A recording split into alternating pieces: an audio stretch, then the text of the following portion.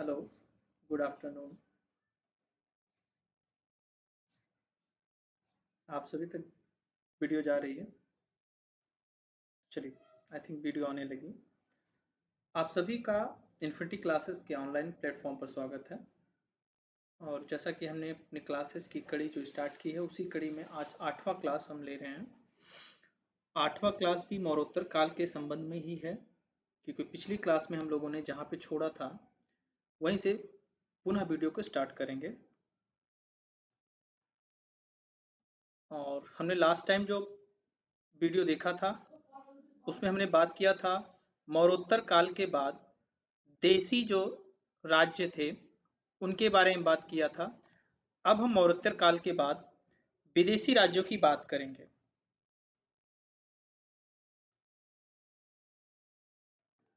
I think आप सभी तक वीडियो आ रहा होगा।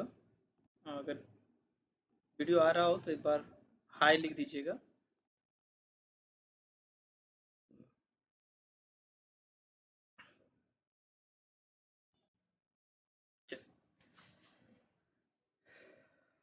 आज की क्लास स्टार्ट करते हैं। आज की क्लास के पहले हम कल की बात कर लेते हैं जो लास्ट क्लास में हमने पढ़ी थी। हमने लास्ट क्लास में चेदी वंश पर क्लास एंड किया था और उसके पहले जो पढ़ा था सातवाहन वंश, कण्व वंश और शुंग वंश की बात की थी। ये चार जो राजवंश थे, ये चारों राजवंश क्या थे? ये चारों राजवंश ब्राह्मण राजवंश से संबंधित थे। ठीक? इनको हमने क्या कहा था? एक नाम दिया था देसी शासक,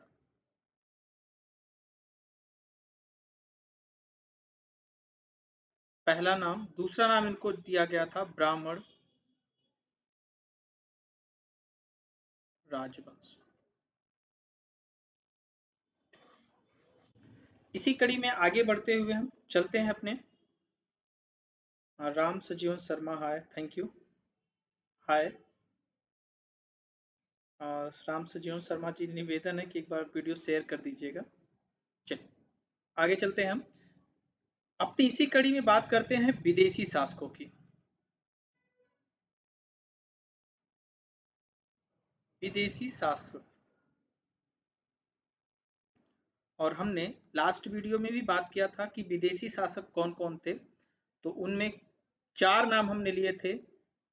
हिंदेवन,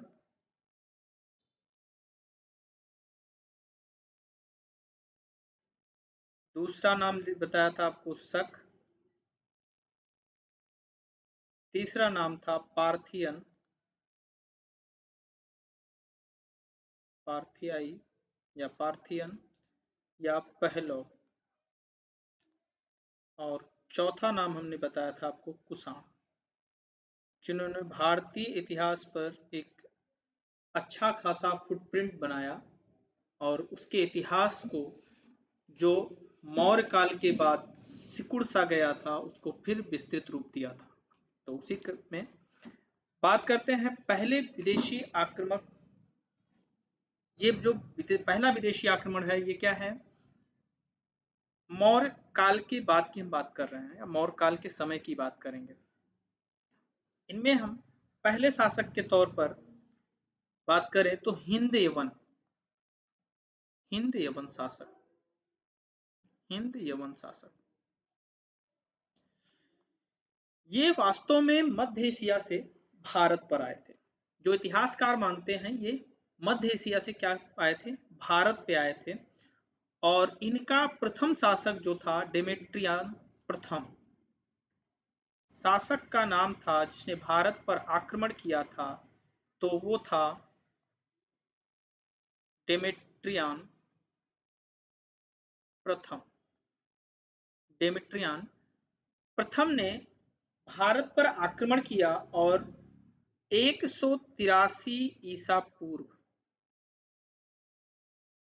183 ईसा पूर्व में पंजाब, अफगानिस्तान,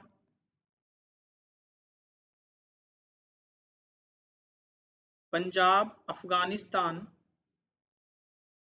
सिंध का क्षेत्र, सिंध का क्षेत्र क्या कर लिया था, अपने अधिकार में कर लिया।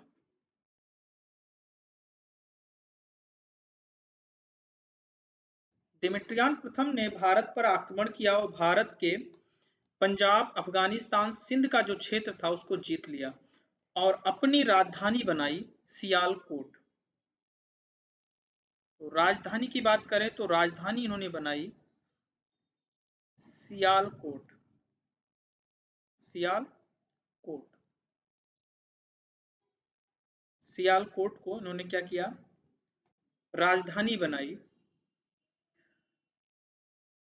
जो सकाल के नाम से भी जाना जाता था। कहीं कहीं आपको मिलेगा साकल, सकाल मत लिख दीजिएगा, साकल।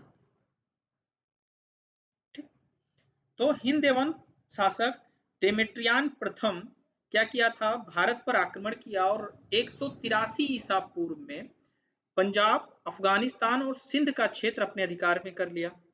तो इससे आप एक अंदाजा लगाएं कि ये मध्य एशिया से ही भारत की तरफ आए थे। और इनके प्रमुख शासक की बात अगर की जाए, हिंद एवं के प्रमुख शासक की बात, तो मिनांडर प्रमुख शासक। प्रमुख शासक के तौर पर किसकी बात की जाती है, तो एक नाम आपको मिलेगा मिनांडर। ठीक, एक बौद्ध ग्रंथ है मिलिंद पनो। ठीक, इसके जानकारी का जो स्रोत मिला वो मिलिंद पन्हो, मिनांडर पर ही आधारित है। मिलिंद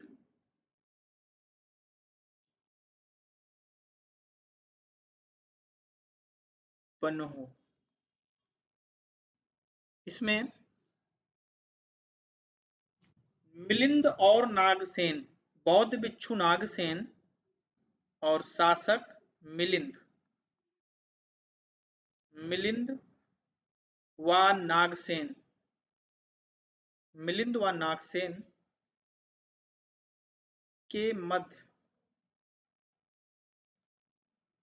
मध्य की प्रश्नोत्तरी का संकलन है। प्रश्नोत्तर का संकलन है। क्या? प्रश्नोत्तर का संकलन है।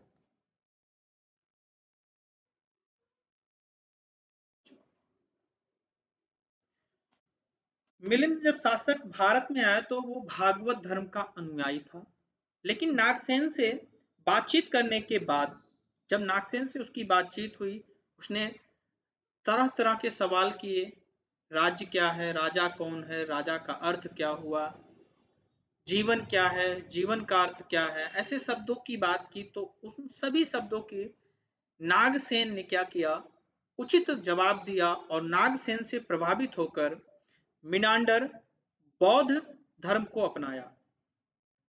ठीक, और उसी बातचीत को, उसी प्रश्नोत्तरी को मिलिंद पन्हो के नाम से जाना जाता है। और ये मिलिंद पन्हो क्या है, एक बौद्ध साहित्य है, ये भी याद रखिएगा। क्या है, एक बौद्ध साहित्य है। मिलिंद पन्हो एक बौद्ध साहित्य है। चलिए, ज्यादा प्रश्न नहीं आते हैं, कुछ ही प्रश्न आते हैं, हम केवल उसी पे डिस्कस करेंगे, बहुत ज्यादा लंबा टॉपिक नहीं लेंगे, उतना ही लेंगे समय जिससे हमारा चैप्टर भी समाप्त हो जाए और आपका टाइम भी बच जाए, बहुत लंबी वीडियो ना बने। यूनानियों के भारत पर आने के कुछ प्रभाव हुए। यूनानियों के भारत में आने के कुछ प्रभाव हुए और वहां से प्रश्न उठाते हैं, चाहे यूपी ट्रिपल एससी या उत्तर प्रदेश स्टेट पीसीएस की बात कर लें, या यूपी एसएससी की बात कर लें, या आप बात कर लें रेलवे की बात करें, सभी लोग क्या करते हैं, अधिकतर प्रश्न इन्हीं से उठाते हैं। अभी तक हमने क्या किया था, सोने के सिक्कों की बात की। मौर्य काल में सोने के सिक्के आए थे? तो नहीं आए थे। तो सर्वप्रथम सोने के सिक्के, सर्वप्रथम सोने के सिक्के जारी किए किन्होंने? यूनानियों ने। और इन सिक्कों पर क्या था, इन सिक्कों पर यूनानी लिपि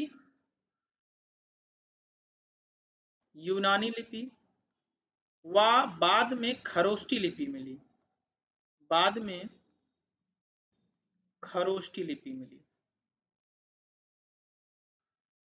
ठीक, तो यहां प्रश्न बनता है कि भारत में सर्वप्रथम सोने के सिक्के किसने जारी किए, तो हिंद योनों ने या यूनानियों ने।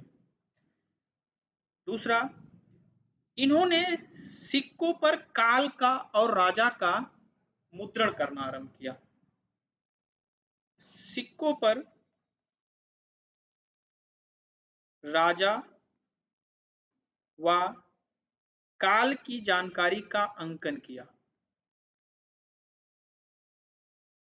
जानकारी का अंकन किया।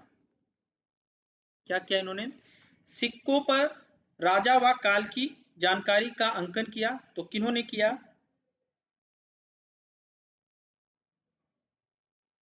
तो राजा के काल की जानकारी का अंकन किया।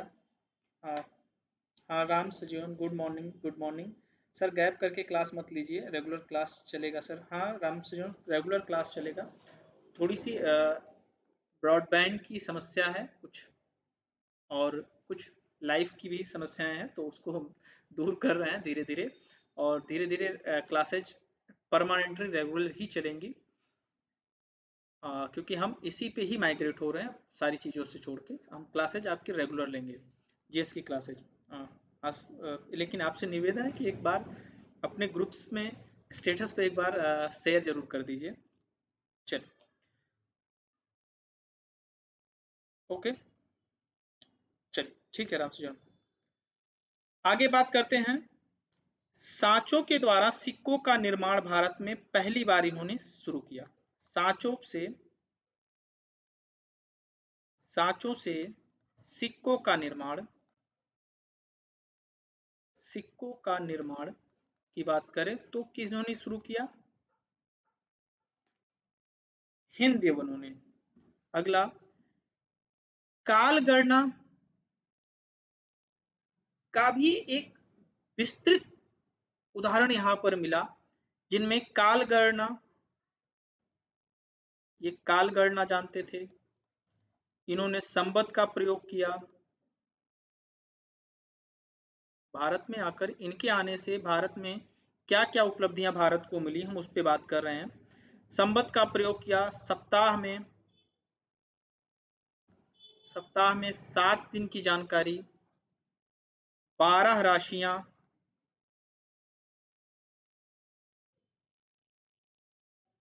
और कैलेंडर वर्ष, ये सब चीजें हमको मिली हिंद योनों के भारत में आने से। अब इनकी जो कला थी उसको कहते थे हेलोनिस्टिक कला, हेलोनिस्टिक कला के जानकार थे। लेकिन जब ये भारत में आए और गंधार पहुंचे तो गंधार में भी शैली थी, तो भारत की शैली और यूनानियों की शैली, भारत शैली, ये मूर्ति कला की शैली है, भारत शैली और यूनानियों की शैली दोनों जब मिले, इन दोनों के मेल से जो शैली निकली उसको कहा दिया गया गंधार शैली। गांधार, क्या नाम दिया गया इसको, सॉरी थोड़ा सा लैग हो गया पेन में, इनको कहा गया क्या, गंधार शैली। क्या आया, गंधार शैली। अधिकतर चीजें गंधार शैली की अगर हम बात करें कि छोटा मोटा अंतर की बात करें तो जैन मूर्तियां जो हैं वो संभवतः गंधार शैली में अधिकतर मिलती हैं, और बौद्ध की जो मूर्तियां हैं वो अभी आगे हम बात करेंगे, मथुरा शैली, उसकी बात करेंगे आगे हम। ठीक, तो जब भारत की शैली और यूनानियों की शैली एक साथ मिली तो उससे एक नई शैली का जन्म हुआ जिसको हम गंधार शैली कहा गया। एक चीज और देखते होंगे आप लोग, नाटक, कभी नाच गांव में कहा जाता है नाच, और उत्तर प्रदेश का राजकीय नृत्य भी है नौटंकी। तो नौटंकी में जो पर्दा गिराने की प्रथा है वो भी यूनानियों की देन है। नाटकों में पर्दा सॉरी नाटकों में पर्दा प्रथा जो है, पर्दा प्रथा का प्रचलन इन्हीं का देन है। किन्हीं का देन है? यूनानियों का। तो यूनानियों के भारत में आने से भारत के कुछ क्षेत्र में क्या हुआ, इनके साथ अंडरस्टैंडिंग बैठी और नई नई चीजें भारतीयों को मिली। इनके बाद भारत में जो अगले लोग आए वो आए शक। कौन आए? शक। शक क्या थे? ये भी भारत की तरफ आए मध्य एशिया से। कहां से आए? मध्य एशिया से। मध्य एशिया से भारत आए और इनकी 5 शाखाएं थीं। इनकी 5 शाखाएं थीं। 5 शाखाएं थीं और उन 5 शाखाओं में से जो पश्चिमी शाखा थी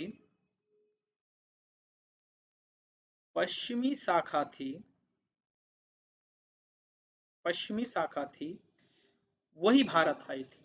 तो देखिए, प्रश्न के लिए वो यूपीएससी क्या करेगा, यूपी ट्रिपल एससी क्या करेगा, वो ऐसे पूछेगा कि शक जो कि मध्य एशिया से भारत आए थे वो कौन सी शाखा थी? तो 5वीं शाखा थी, या पश्चिमी शाखा जिसे हम कहते हैं, वो पश्चिमी शाखा थी। प्रमुख शासक था इसका, पश्चिमी शासक शाखा का प्रमुख शासक था, तो प्रमुख शासक रुद्रदामन। आपने नाम सुना होगा, अधिकतर इतिहास में ये नाम मिले होंगे।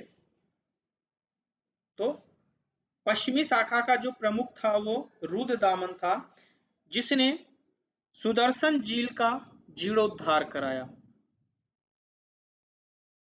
अभी हमने मौर्य काल में भी सुदर्शन झील का एक बार जिक्र लिया था, वहां निर्माण हुआ था। यहाँ पर प्रश्न करता है कि सुदर्शन झील का जीर्णोद्धार किसने कराया? तो सुदर्शन झील का जीर्णोद्धार किसने कराया? जीर्णोद्धार तो रुद्रदामन ने सुदर्शन झील का जीर्णोद्धार कराया। दूसरा काम, रुद्रदामन संस्कृत का बहुत अच्छा ज्ञाता था। ठीक, संस्कृत का ज्ञाता होने की वजह से उसने जूनागढ़ अभिलेख, उसके जूनागढ़ अभिलेख बनवाया, जूनागढ़ अभिलेख। और इस जूनागढ़ अभिलेख की भाषा अगर है तो उसी के संस्कृत प्रिय होने की वजह से उसकी भाषा है संस्कृत। ठीक, बहुत ज्यादा शकों के बारे में प्रश्न नहीं आते हैं, लेकिन ये सुदर्शन झील का जीर्णोद्धार रुद्रदामन और जूनागढ़ अभिलेख की भाषा, ये प्रश्न जरूर उठते हैं। शकों के भारत में आने के दौरान 57 ईसा पूर्व, कितने? 57 ईसा पूर्व, 57 ईसा पूर्व पर एक राजा था जिसने अपने आप को विक्रमादित्य लिखा। 57 ईसा पूर्व में विक्रमादित्य ने क्या किया? शकों को पराजित कर दिया और यहीं पर एक संवत चलाया जिसे कहा गया विक्रम संवत। क्या कहा गया इसको? विक्रम संवत। इसे कहा गया विक्रम संवत, तो या मालव संवत।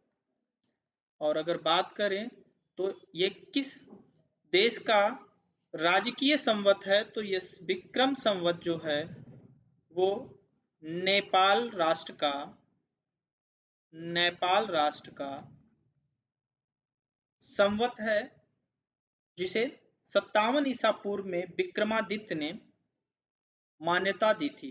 अगर बात करें कि इस समय कौन सा संवत चल रहा होगा, तो आपको पता है कि ईसा पूर्व की बात किया है, यानी 0 से 57 वर्ष माइनस। और अगर हम आज की बात करें तो 2022 प्लस 57 अगर हम जोड़ दें तो करंट मिल जाएगा हमें 2079 विक्रम संवत। 2079 विक्रम संवत हमको मिलेगा करंट में। ठीक, चलिए इसके बाद थोड़ा सा देख लेते हैं पार्थियन या पहलो। पार्थियन या पहलो,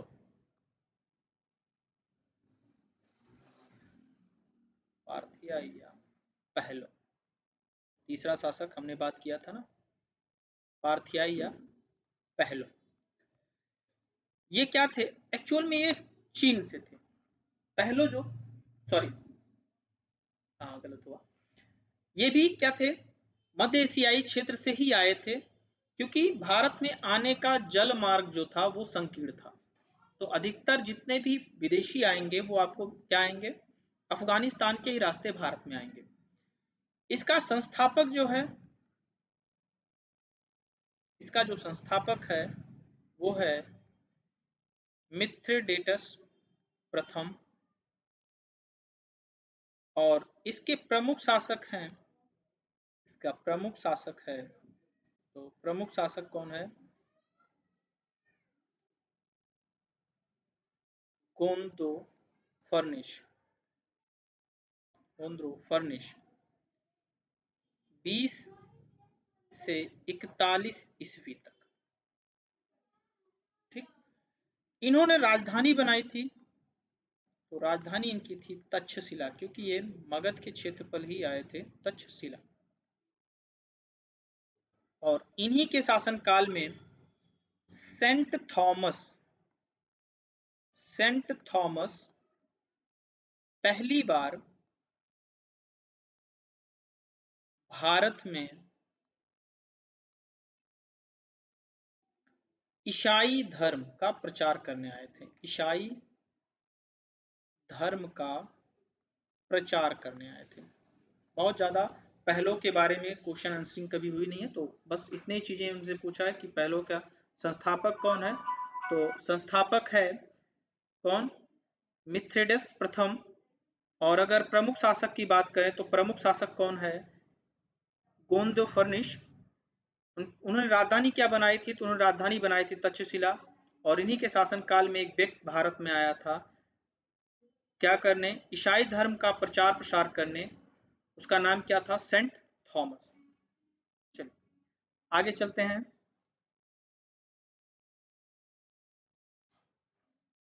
तो आगे बात करें हम कुषाण की। ठीक, कुषाण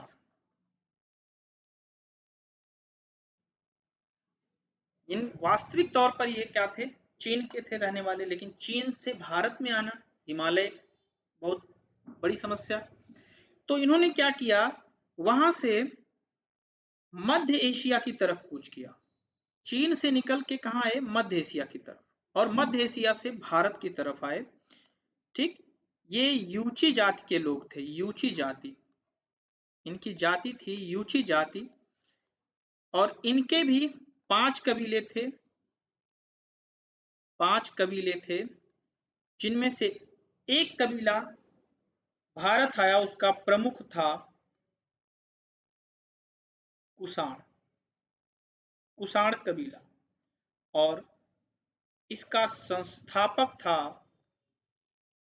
कुजुल कटफिटिस, कुजुल कडफिसस, कडफिसस 15 से 64 ईसा पूर्व इसका काल रहा। ठीक, और इसके एक शासक की और बात मिलती है, वो है कौन, बिम कडफिसस। बिम कर्डफिसस। ठीक, अब देखिए भारत से में जब ये आए तो भारत में आने का इनका क्या था, अगर बात करें तो ये भारत से आए यहाँ से, और चीन कहाँ पड़ेगा, यहाँ।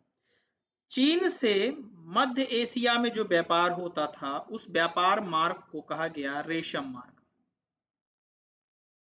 अब ये क्या थे, रेशम मार्ग पर बैठे हुए थे। अब रेशम मार्ग पे बैठे होने का कारण क्या होगा भाई, अगर आप हमारे बॉर्डर से गुजरोगे, हम यहाँ बैठे हुए हैं, तो हम आपसे क्या लेंगे, कर लेंगे। तो रेशम मार्ग से होने वाले व्यापार से इनको इतना फायदा हुआ, ठीक, कि इन्होंने क्या किए, सोने के सिक्कों की भरमार कर दी। क्या कर दिया, कैसे सोने के सिक्के, शुद्ध सोने के सिक्के। तो शुद्ध सोने की सिक्के की बात करेगा तो शुद्ध सोने के सिक्के किसने चलाए, तो शुद्ध सोने के सिक्के कुषाण ने चलाए, और कौन, बिम कडफिसस का नाम उसमें आता है। ठीक, और बिम कडफिसस जो था वो क्या था, बिम कडफिसस जो था वो शैव धर्म का अनुयायी था। शैव धर्म यानी शिव का धर्म, शैव धर्म का क्या था, अनुयायी था। कौन, बिम कडफिसस। इसी कुषाण में एक प्रमुख शासक के तौर पर एक व्यक्ति और नाम आता है, जिसका नाम आप सभी ने सुना होगा, कनिष्क। और कनिष्क के राजा बनते ही कनिष्क ने राज्य विस्तार की सीमाओं को इतना लंबा किया, राज्य की सीमाओं को, कि जो मौर्य काल के समय में भारत, संपूर्ण भारत पर मगध का शासन था, वही काम कनिष्क ने किया। मध्य भारत तक क्या कर दिया, पूरे के पूरे राज्यों को मिला लिया। तो कनिष्क की बात करते हैं। कनिष्क ने क्या किया, 78 ईस्वी में, 78 ईस्वी में क्या हुआ, राजा बना। और राजा बनते ही क्या किया, इसको इतिहास में दर्ज करने के लिए 78 ईस्वी में शक संवत, क्या, शक संवत आरंभ किया। शक संवत आरंभ किया, ठीक, कौन से, 78 ईस्वी में। 78 ईस्वी में क्या था, 78 ईस्वी में क्या किया, शक संवत आरंभ किया। ठीक, अगर बात करें ये किसका कैलेंडर है, तो ये भारत का, किसका, भारत का राष्ट्रीय कैलेंडर है। क्या है, भारत का राष्ट्रीय कैलेंडर। कौन है, भारत का राष्ट्रीय कैलेंडर, तो शक संवत है। अगर हम बात करें करंट में कौन सा शक संवत चल रहा है, तो 2022 में से 78 ईस्वी क्या करेंगे, हम घटा देंगे। कारण क्या है, क्योंकि गार्गियन कैलेंडर यहां से स्टार्ट होता है, जिसको हम जीरो मानते हैं। जीरो के 78 वर्ष बाद शक संवत आरंभ होता है। शक संवत आरंभ होता है, तो इस वजह से हम करंट ईयर में से अगर 2022 में से 78 हम घटा देंगे तो क्या मिल जाएगा हमको, करंट शक संवत मिल जाएगा। ठीक, और यहाँ कई प्रश्न शक संवत से पूछ लेता है। ठीक, शक संवत का आरंभिक मास कौन सा है, तो प्रथम महीना जिसको हम कहते हैं, प्रथम मास। जैसे गार्गियन कैलेंडर का प्रथम मास क्या है, जनवरी, ऐसे ही इसका प्रथम मास है चैत मास। और अंतिम मास की बात करें, अंतिम माह की बात करें, तो अंतिम माह है इसका फाल्गुन। ठीक, और चैत मास 21 या 22 मार्च को आरंभ होता है। ठीक, चैत मास क्या होता है, 21 या 22 मार्च को आरंभ होता है, और इसका अंतिम मास क्या है, फाल्गुन। कनिष्क ने क्या किया, राजधानी बनाई, अपनी राजधानी को पुरुषपुर लाया। कहाँ लाया, पुरुषपुर, पुरुषपुर या पेशावर। और बाद में एक और राजधानी बनाई जब भारत के मध्य में पहुंच गया तो मथुरा। ठीक, क्या किया? मथुरा। हमने पहले ही बात किया कि इन्होंने क्या किया, चीन से मध्य एशिया में होने वाले व्यापार, मध्य एशिया में होने वाले व्यापार मार्ग रेशम मार्ग पर अधिकार कर लिया। और इस अधिकार का परिणाम रहा कि क्या हुआ, सोने के सिक्कों, सबसे ज्यादा सोने के शुद्ध सिक्के चलाए गए। ठीक, कनिष्क ने बौद्ध धर्म अपनाया और बौद्ध धर्म के महायान शाखा, कौन सी शाखा? महायान शाखा को अपनाया। ठीक, अन्य उपलब्धियों की बात करें तो बौद्ध धर्म अपनाने के बाद इसने क्या कराया, बौद्ध संगति कराया। आपको पता है 78 ईसा पूर्व में, सॉरी 78 ईस्वी में हुआ था। चलिए, कश्मीर को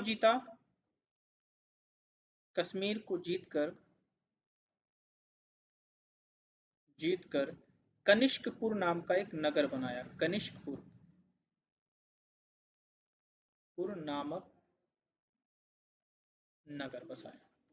ठीक, और क्योंकि अभी हमने बात किया था कहां पर, हिंद यवनों के आने से भारत की कला पर एक असर पड़ा, और वो असर क्या था?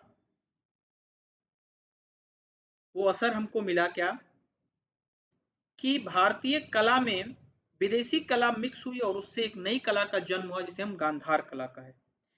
ऐसे ही जब ये मथुरा पहुंचे, क्योंकि इनके पास ऑलरेडी गांधार कला थी, और मथुरा पहुंचते तो वहां भी एक कला मिलती है। और शुद्धतम भारतीय कला की अगर बात करें तो शुद्धतम भारतीय कला की बात कौन सी है? मथुरा कला। अभी हमने गांधार कला की बात की, और एक कला मिली इनको मथुरा में जब आए तो मथुरा कला।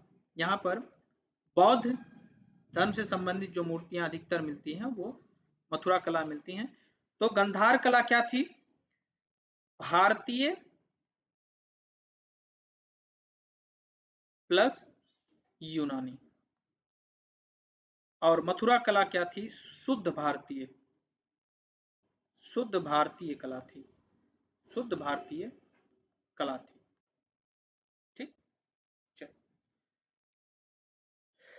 कनिष्क के दरबार में कुछ नवरत्नों की बात है, या कनिष्क के दरबारी थे जो इतिहास में एक अच्छा नाम रखते हैं। उनमें थे अश्वघोष।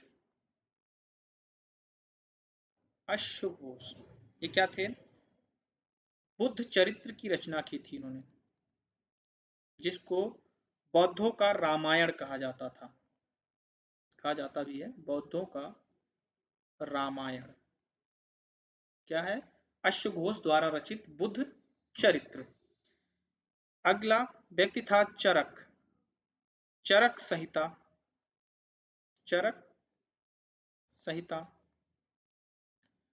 सुश्रुत नाम सुना होगा, शल्य चिकित्सा के जनक। इन्होंने लिखा सुश्रुत संहिता। इन्होंने को माना जाता है क्या? शल्य चिकित्सा का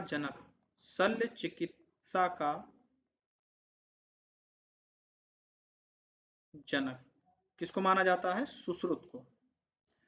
और एक व्यक्ति और मिलेगा, नागार्जुन। कौन? नागार्जुन।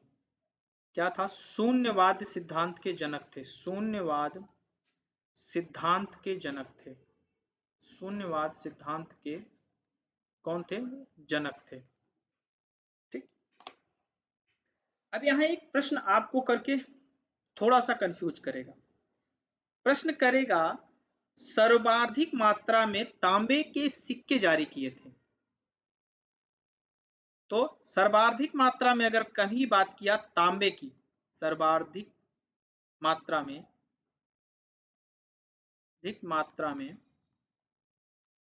तांबे के सिक्के जारी करने की बात होगी तो तांबे के सिक्के किन्होंने जारी किए? तो कुषाणों ने जारी किए। सर्वाधिक तांबे के सिक्के कुषाणों ने जारी किए और सर्वाधिक शुद्ध सोने के सिक्के भी कुषाणों ने जारी किए। और उसकी शुद्धता की अगर बात करें, शुद्धता की बात करें सोने की, तो 124 ग्रेन 124 ग्रेन का सोने का सिक्का जारी किया था। सोने का सिक्का जारी किया था।